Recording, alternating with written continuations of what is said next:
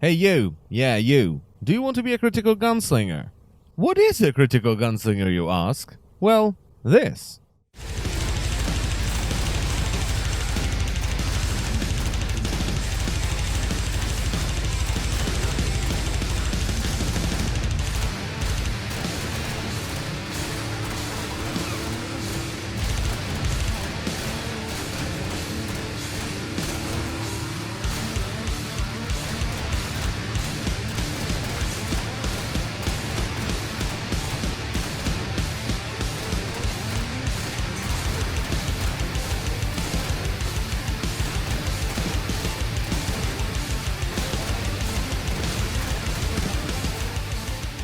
So, do you?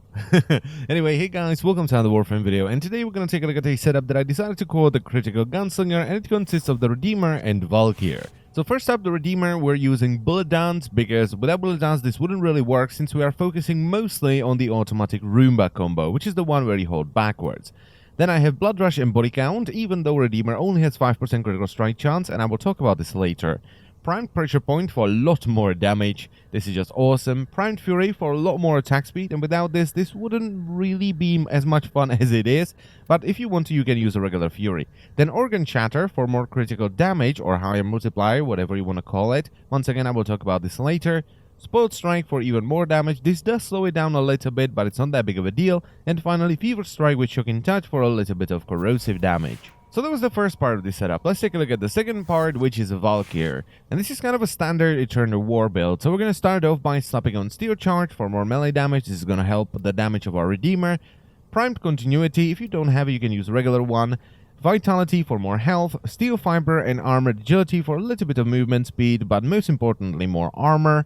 Then of course we have to use Eternal War, because without it this wouldn't really be an Eternal War build, and this will just give us more duration on Warcry as we're melee killing more and more enemies. Streamline for a little bit of efficiency, so it's easier to get into Warcry. Hysteria doesn't drain as much energy if you need to heal up and stuff like that.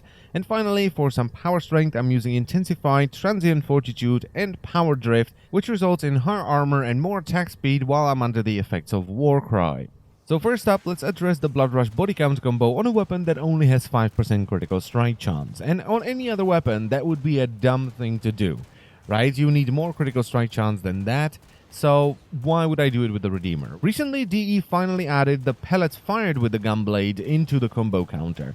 And with the Redeemer, which fires 10 pellets, it's possible to go up to 4 times multiplier through the combo counter in about 5 minutes. Which means that even though the Redeemer only has 5% chance to crit, in about 5 minutes you will have 38% chance to crit. And if you keep going and you shoot more and more dudes, that will only go higher.